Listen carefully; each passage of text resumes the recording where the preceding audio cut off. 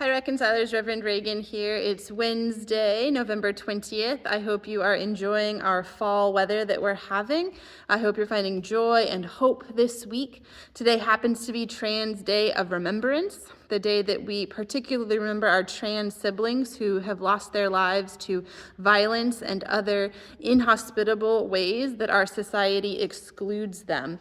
If you are an ally, I encourage you today to check out the Trevor Project, Trans Texas, San Antonio Pride Center for ways that you can educate yourself on how to better equip yourself to be a supporter to our trans siblings during this time.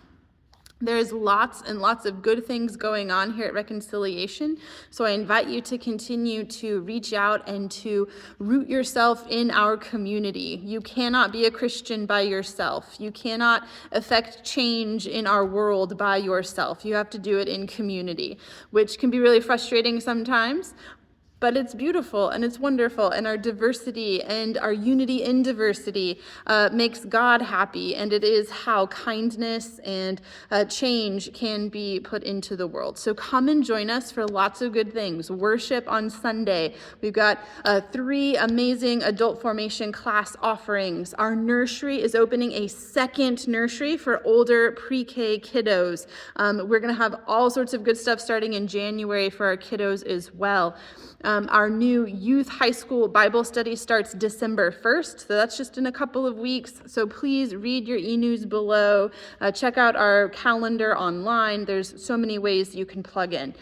2 things I will note in addition is our Advent book study started last night. We had a great group of folks on Zoom. We are reading the first Advent in Palestine, discussing why does it matter when and where God came into the world in the form of Jesus Christ. It was a time of woe and tension, and it gives us hope for our time right now, especially in our political and economic divide. So come and join us Tuesday evenings now through December 17th for some good Zoom discussion. We also still have our discipleship group sign up ready. This is for you to sign up to be in a group of 4 to 6 people. You'll pray together. I have a handful of different books that I'll give you resources for to read and study together, and then really just connect and fellowship and converse in really intentional ways about your faith and our community. So sign up is below. Would love to have you join a discipleship group. Lastly, before I share a little reflection, this Sunday is In Gathering Sunday of pledge cards. We are trying to put our budget together for 2025. If you like what you're seeing, we've got a full staff who are working very hard to make this community what it is for you and to serve you. We've got lots of good programming going on. If you want to be a part of that, you can. We invite you to be a part. On the front of your pledge card, you can fill out your treasure, how much you want to give annually with your finances. On the back are ways in which you can give your time and your talents.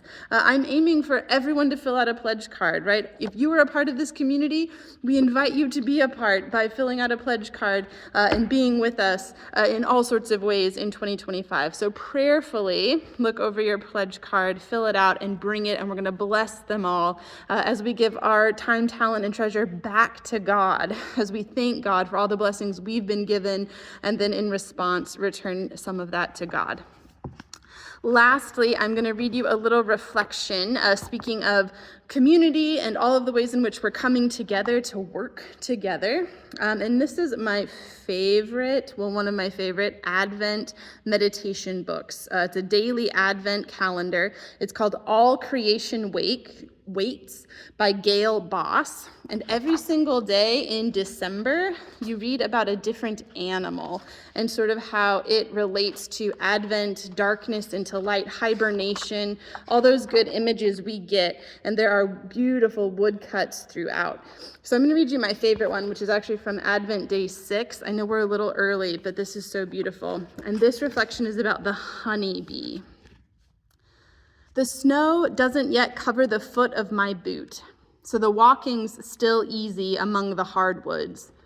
I have my dog with me as a hearing aid. When I find a hollow oak tree, I call her and watch as she sniffs around it, hoping to see her stop and cock her head and stare intently at the trunk. If it were summer and if they were here, we both could hear the hum. Now, if they're here, I'm not sure even her smart, sharp ears could pick it up. What's the sound of 20,000 honeybees shivering? If they're here, all females in a winter hive, they're clustered together inside, queen at the heart of their sisterhood. The fine, transparent wings, they beat hard in summer's heat, a constant buzzing fan to keep the hive from cooking. They hold now, folded and still. The tiny muscles to which those wings are attached shiver. One honeybee shivering her flight muscles does not make much heat, but 20,000 huddled together shivering can keep the queen and the colony's honey supply at their core at a tropical 92 degrees Fahrenheit, even as blizzard winds inches away flail the trunk. This calls for carefully timed choreography. When the bees on the outside layer of the cluster feel their body temperature fall to near 42 degrees, a cold that would paralyze them, they push inward toward the radiant center. The next outermost layer takes their sister's place, backs to the cold. From edge to center, center to edge, inward and outward they move, one hypnotic looping dance. At the heart of the dance lies the queen. She is every bee's reason for being. Without a queen, the colony would fall into chaos. Nurse bees grooming her pass her scent back through the ranks. It tells all the news of her health, which is their health. They smell that now in Advent. She's laying no eggs. There is no brood to feed. Each bee senses that her one obligation is to give the smallest motion of her flight muscles to the collective work of keeping the queen and the colony's honey stores warm. The whole hive knows they will survive only if they shiver together. Some of them in the shivering cluster will die of old age. Had they hatched in the flowering season, their labor for the hive's survival, harvesting nectar and pollen from as many as 2,000 flowers a day, would have killed them in 4 weeks or less, their wings worn to nubbins. But hatched on the cusp of winter, they may live 6 months. They will only know the dark hive, the press of their sisters' bodies. They will never fly, never fall into a flower. They give their lives to shivering together in the dark. The tiny repetitive gestures of each, added together, a music beyond our hearing, sustaining a future for the community.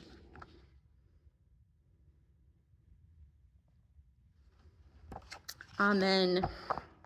I hope as you engage in this community, as you come together in this place, you remember that we're sort of like honeybees. We can't be what we are or who we're meant to be by ourselves, but we all come together to make a beautiful hive for everyone who needs to find home and a part. God bless.